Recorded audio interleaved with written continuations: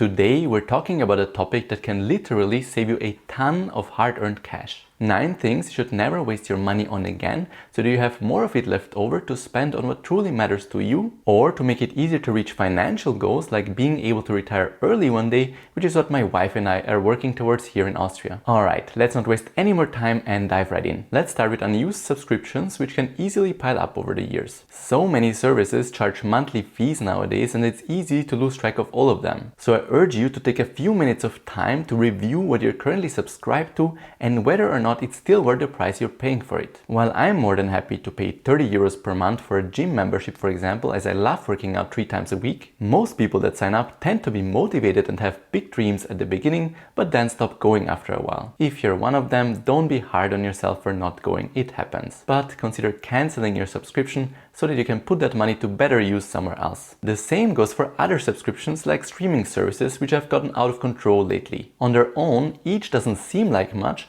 but they can add up to a large number over time. The sad thing is that they were supposed to be a cheaper and simpler alternative to cable TV, but now there's Netflix, Prime Video, Disney+, HBO Max, Paramount+, and so on. All in all, the streaming landscape has become quite overwhelming and expensive. So think about cutting any service that you don't use on a regular basis. Perhaps paying for a single month instead, here and there, to catch up on what you'd like to watch. And if it's something you really enjoy and you'd like to be able to use anytime, consider sharing the account and the monthly cost with family members or friends if possible. The second thing that could be a waste of money is unnecessary insurance. Look, I don't know your personal situation, but in my opinion, most people should only insure against things that could financially ruin them. For example, health insurance, which you may already be paying for via a monthly paycheck if you're based in Europe, as well as home insurance and car insurance if you own a car. Before you add an insurance for anything else on top of that, you should keep the following in mind. You're not dealing with charitable companies here. Every single insurance company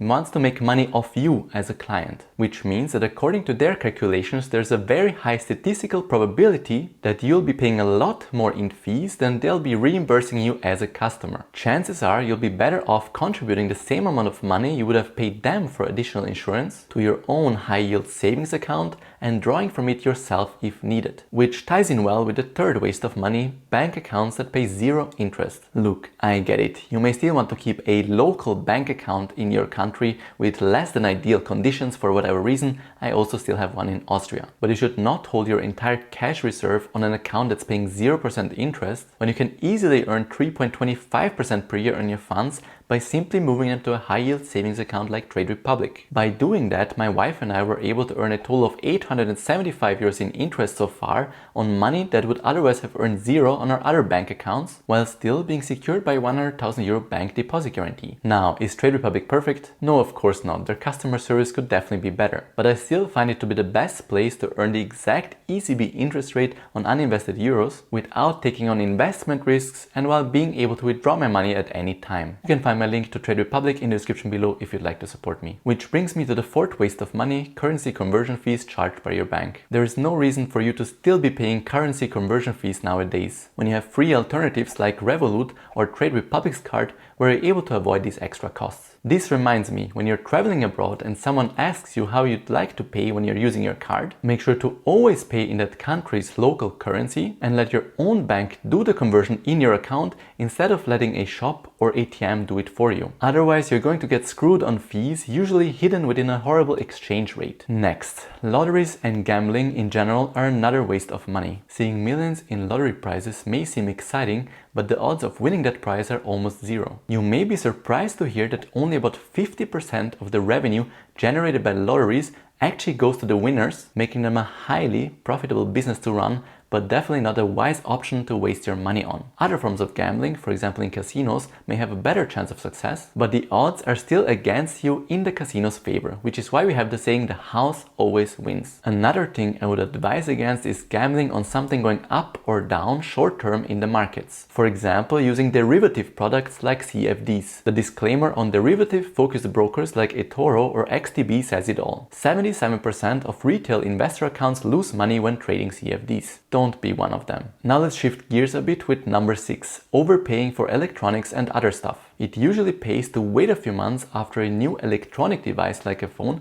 has been released instead of buying it right away. Not only will some of the initial bugs be ironed out, but you'll also be able to get it at a significant discount by then, even more so if you buy it used. Bonus tip: if you regularly shop on Amazon, I recommend installing the free Keepa extension, which will show you a detailed price history underneath each item. By quickly seeing the lowest, average and current price of an item, you'll be able to tell if something is worth buying right away or if you might be better off waiting until the price drops again. Under Track Product, you can then enter the price you're waiting for so you get notified by email as soon as it reaches your target amount. Getting back to buying something in used condition to save money, my wife and I have actually been buying most of the things we need for our now 2-year-old daughter used, since she's growing so fast that we constantly need to replace things anyway. That has saved us a significant amount of money, as we frequently pay only 10 to 20% of what we would have spent on a brand new item. Not only that, we're usually able to sell these items further down the line for the same price we paid once she doesn't need them anymore. Number 7, you shouldn't waste money on are unused cars. Owning a car might seem convenient, but it can be a major money sink. That's because car ownership comes with significant expenses in the form of fuel,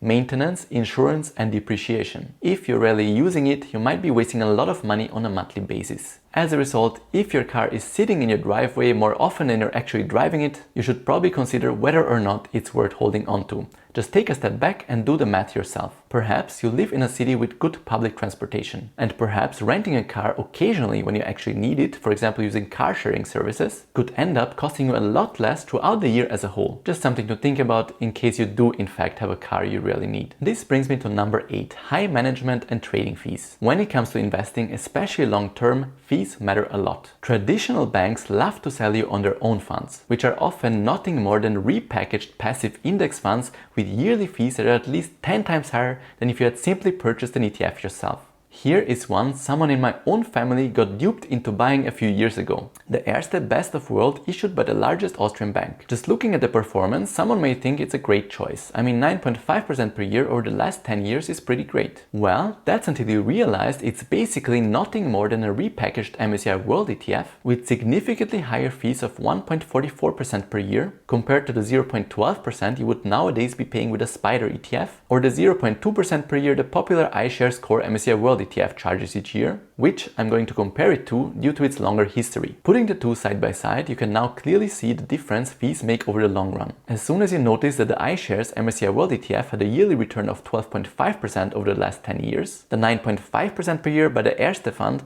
don't look nearly as impressive anymore. To make things worse, banks often charge ridiculously high fees whenever you invest into a fund they recommend, something that isn't even accounted for in the return comparison we just looked at, and in this case the fee can be up to 4% of the investment amount. Most of that fee is going to the bank employee that recommended the fund to you as a commission, which now helps you understand why they were so eager to help you do something with the money that was sitting on your account. And let's not forget other areas where many traditional banks are more expensive, even if you were to pick a low-cost ETF yourself. They tend to have significantly higher trading fees and, worst of all, brokerage account fees, which can add up quickly if they're a fixed percentage of your account value. Instead, I recommend looking at well-known European brokers, like my two favorites, Interactive Brokers and Trade Republic, where you can buy ETFs for as little as 1.25 and 1 euros in trading commissions respectively, and neither of which charge anything for the brokerage account itself. Trade Republic even offers commission-free recurring investments, which can be especially useful if you're planning to invest smaller amounts on a regular basis. Oh, and if you're based in Austria, Flatex is still the easiest and most cost-effective option if you don't want to deal with taxes yourself, which are very complex here. You can find my links to the 3 brokers down below in the description, which is a great way to support me if you'd like to. This brings me to the final waste of money.